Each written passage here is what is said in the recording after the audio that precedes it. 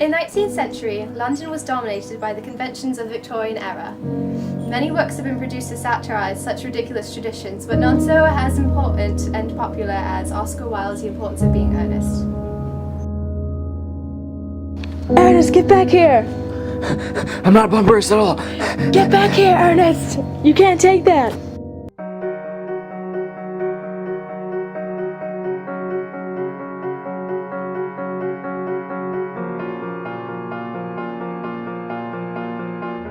The Victorian era, as a period of 19th century London, was seen as a period of great prudence, hypocrisy, and narrow-mindedness.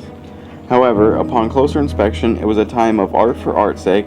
Language, architecture, and literature were at their most ornate, as seen by the intrinsically clever and artful literary work, The Importance of Being Earnest. I may mention that I've always suspected you of being a bumperist. Bumperist? What on earth do you mean bumperist? I'll reveal to you the meaning of that as soon as you are able to explain to me why you were Ernest in town and Jack in the country.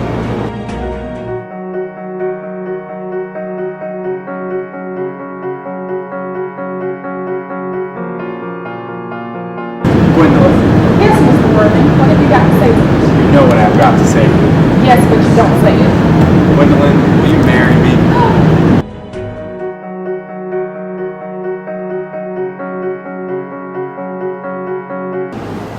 Mr. Worthing, rise from that semi-recumbent posture.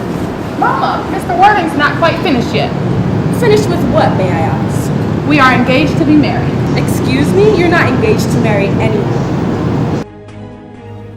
Another major theme running throughout the play is the triviality of the upper class at this time. Everything is superficial and tamed, this being shown through the structured language and the overly domesticated interaction throughout the scenes.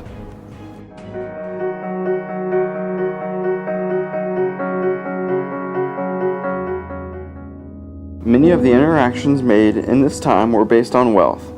Lady Bracknell is the epitome of these Victorian manners, as she asks unimportant questions to Jack in order to see if he's suitable for marriage, and denies him when she learns he doesn't know his parents. They could be from a low-ranked social class, something she couldn't associate her family with.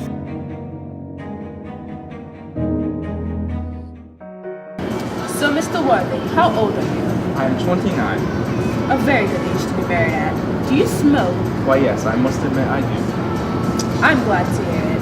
Who are your parents? Well, you see, I was found in a bag. That. Where was it found? In a cloakroom in the Victoria line. I'm sorry to say, Mr. Worthing, but you cannot marry Gwendolyn. From the expression on Mama's face, I feel we should never be married. Dear Gwendolyn, What is your address in the country? the manor, Bolton House, Hertfordshire.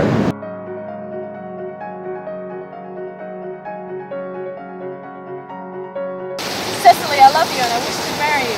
Why, you silly you? You've been married for the past 3 months. Past 3 months? Yes, it's been exactly 3 months on Thursday. But how did we become engaged?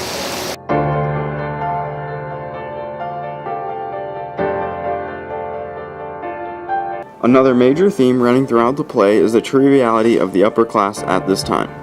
Everything is superficial and tamed, this being shown throughout the structured language used and the overly domesticated interaction throughout the scenes.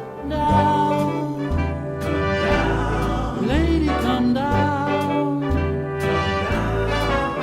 Come down. Lady, come down. Maddie, what are you doing here? Highnotes may have damaged our chances, old boy. What is she doing here? Come down, don't you? Well, she's never going to come down. How did you get here? I'm not Bumpers. I'll take this bit. You leave this to me. You don't have a lie down. I'll take this bit. Just stick that book in the middle of that book and she'll suspect nothing. One more time. 3, 2. Lady, come down. Overdoing it, less is more. Come down. Lady, come down.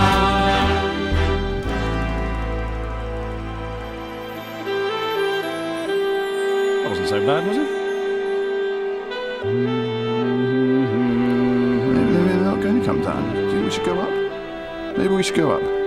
Algie, you're always talking nonsense. Well, it's better than listening to it. Lady, come down.